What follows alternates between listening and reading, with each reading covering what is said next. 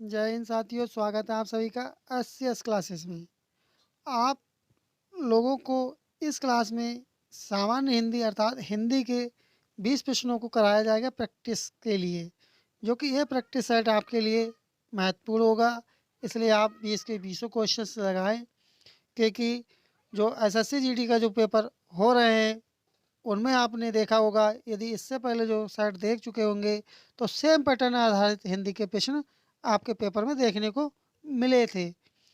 उसी लिए ये श्रृंखला अभी तक जारी है, जो कि आपको इससे लाभ हो रहा है। इसलिए आप 20 के 20 क्वेश्चन लगाएं, कहीं से भी किस क्लास को स्किप ना करें।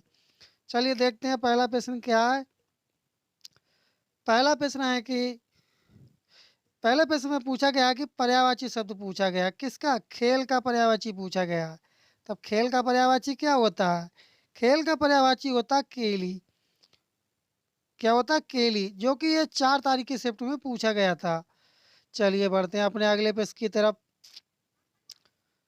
अगला प्रश्न है कि दिए गए शब्द का पर्यायवाची शब्द ज्ञात कीजिए। तब इसमें पूछा गया कि किरण का पर्यायवाची क्या होगा। आपको आता होगा कि किरण का पर्यायवाची क्या होता है। किरण का पर्यायवाची होता है रश्मि, रश्मि। चलिए बढ़ते हैं अगले प्रश्न की तरफ। अगला इसमें पूछा गया विलोम शब्द पूछा गया है। किसका पूछा गया? गहरा का विलोम शब्द क्या होगा? कमेंट करें आप लोग, गहरा का क्या होगा विलोम शब्द। तब गहरा का विलोम शब्द क्या होगा? गहरा का विलोम शब्द हो जाएगा छिचला, अर्थात उथला। उथला भी आप कह सकते हैं। इस तरह से फोर्थ वाला जो ऑप्शन होगा ये आपका सही जवाब होगा। चलिए बढ़ते हैं अपने अगले प्रश्न की तरफ। इसमें आपको क्या करना है, एक क्वेश्चन आपके लिए ऐसा मिलेगा, डैश करना हमारे स्वास्थ्य के लिए हानिकारक है। तब क्या स्वास्थ्य के लिए हानिकारक हानिकारक हो सकता है? बातें, क्रोध, खेल या हंसी मजाक। तब हानिकारक क्या हो सकता है? एक जो स्वास्थ्य के लिए जो होता है क्रोध। बात बात में आप लोगों ने देखा होगा किसी किसी को बहुत क्रोध आ जाता है। इस तरह से क्रोध का आना अच्छा नहीं होता है ज़्यादा। चलिए बढ़ते हैं अपने अगले पेज की तरफ। अगला है, इसमें विलोम शब्द पूछा गया, किसका? तुच्छ का विलोम शब्द बताना है। तब तुच्छ का विलोम शब्द क्या होता है? काफ़ी आसान क्वेश्चन है। इसका होता है तुच्छ का विलोम शब्द क्या होता है? तुच्छ का विलोम शब्द होता है महान। इस तरह से पहला वाला इसका सही हो जाएगा। अंत में आपको कमेंट करके बताना है कि आपने 20 प्रश्नों में से कितने प्रश्नों का सही जवाब लगाया। चलिए बढ़ते हैं अपने अगले प्रश्न की तरफ। इसमें क्या पूछा है? इसमें पूछा गया तद्भव रूप पूछा गया, किसका? खरजू का तद्भव रूप क्या होता है? जो खरजू होता है इसका तद्भव पूछा गया है। तब इसका क्या होगा? इसका होता है खुजली। फोर्थ वाला जो ऑप्शन होगा ये आपका सही जवाब होगा। चलिए बढ़ते हैं अपने अगले प्रश्न की तरफ। अब इसमें आपको बताना है कि लोकतिक का सही अर्थ वाला विकल्प है, खरी मजूरी चौखा काम। क्या चीज? खरी मजूरी चौखा काम। तब इसका अर्थ क्या होगा? तब इसका अर्थ होगा तुरंत मजदूरी मिलने पर कार्य भी अच्छा होता है। चलिए बढ़ते हैं अपने अगले प्रश्न की तरफ। अगला है कि आपको रिक्त स्थान की पूर्ति करनी है कि सकारात्मक सोच के जरिए आप अपने जीवन में आसानी से कुछ भी डैश कर सकते हैं। तब क्या कर सकते हैं? आसानी से क्या कर सकते हैं? हासिल कर सकते हैं। यदि आपकी सोच सकारात्मक है तब आप आसानी से हासिल कर सकते हैं। अगर आपके पास नेगेटिव सोच है, नकारात्मक, तब आप आसानी से प्राप्त करने में आपको परेशानी होगी। चलिए बढ़ते हैं अपने अगले प्रश्न की तरफ। अगला इसमें पूछा गया कि मुहावरे का सर्वश्रेष्ठ अर्थ पूछा गया है, वकालत करना।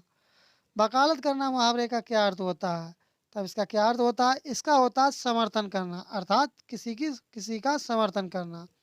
आप यदि अभी तक चैनल पर नए, चैनल सब्सक्राइब नहीं किए हैं तब आप चैनल को सब्सक्राइब कर लें, क्लास को आप लोग लाइक कर दें, क्योंकि आपके लिए यहाँ पर लगातार क्लासेस प्रोवाइड कराई जा रही हैं, जो कि आपके लिए काफ़ी महत्वपूर्ण साबित हो रही हैं या होंगी। चलिए बढ़ते हैं अपने अगले पेज की तरफ।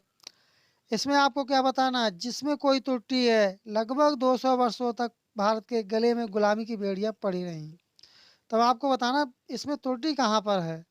तो इसमें त्रुटि कहाँ पर है? इसमें त्रुटि है के गले में।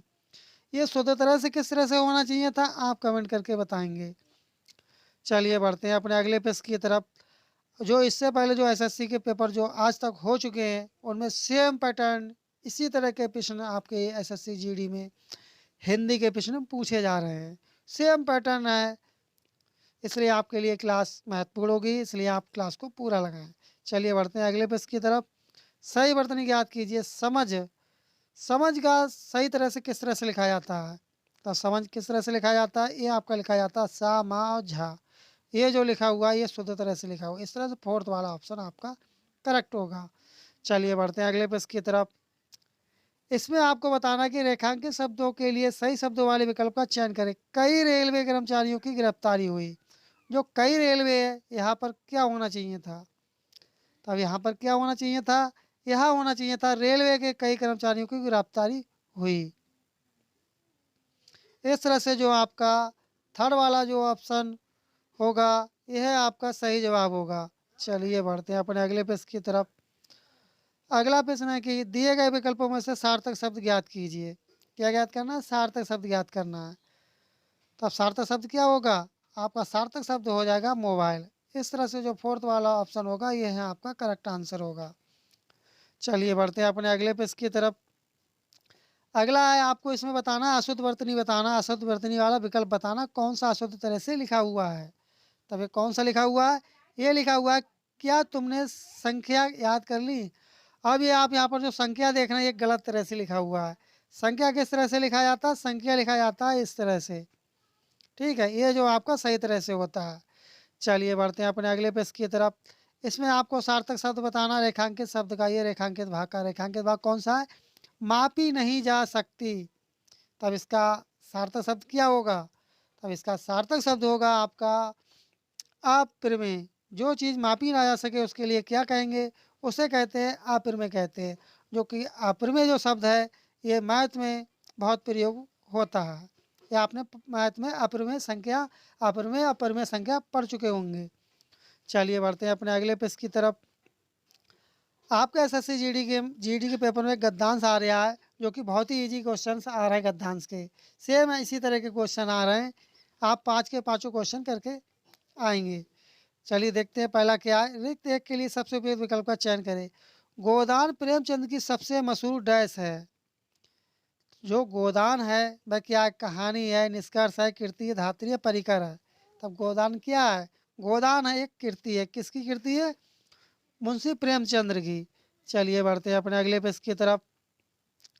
अगला अब आपको इसमें सेकंड में बताना क्या होगा। जो ये सेकंड देख रहे हैं यह भारतीय किसानों पर लिखा गया महान डैश है। क्या है? तब ये क्या महान लिखा हुआ है? तब ये लिखा हुआ है उपन्यास। इस तरह से जो फोर्थ वाला है ये आपका सही जवाब होगा। चलिए बढ़ते हैं अपने अगले पेज की तरफ। अब आपको बताना थर्ड में के स्थान पर क्या आएगा। यहाँ पर इस उपन्यास में किसान और होरी और उसकी बीवी धनिया की डैश है। क्या है धनिया की? इसमें कहानी है। चलिए बढ़ते हैं अपने अगले पेज की तरफ। अगला अब इसमें आपको बताना फोर्थ में क्या आएगा। समाज में डैश के मालिक लोग उन्हें अपने दमन के। तब यहाँ पर क्या आएगा फोर्थ के स्थान पर? यहाँ आपका क्या आ जाएगा? यहाँ पर आ जाएगा सत्ता आ जाएगा। चलिए बढ़ते हैं अपने अगले पेज की तरफ और इस क्लास का ये अंतिम प्रश्न है। अगला है कि 5 के स्थान पर क्या आएगा। अपने दमन के डैश में ऐसा फांसते हैं कि वे भूमिहीन मजदूर बन जाते हैं। कौन? जिम्मेदार लोग, अर्थात मालिक भी कह सकते हैं। तब इसका सही जवाब क्या होगा? दुष्चक्र में फांसते हैं। इस तरह से जो सेकंड वाला जो आंसर होगा ये आपका सही जवाब होगा। इस तरह से अपने 20 प्रश्नों की हिंदी के प्रैक्टिस सेट की श्रृंखला कंप्लीट हुई, जो कि ये क्लास आपके लिए काफ़ी महत्वपूर्ण साबित होगी। और आपने 20 प्रश्नों में से कितने प्रश्नों का सही जवाब लगाया कमेंट करके अवश्य बताएं। और अभी तक आप चैनल पर नए, चैनल सब्सक्राइब नहीं किए तो चैनल को सब्सक्राइब कर लें, क्लास को आप लोग लाइक कर दें। चलिए मिलते हैं जल्दी नेक्स्ट क्लास में। तब तक के लिए धन्यवाद। जय हिंद, जय भारत।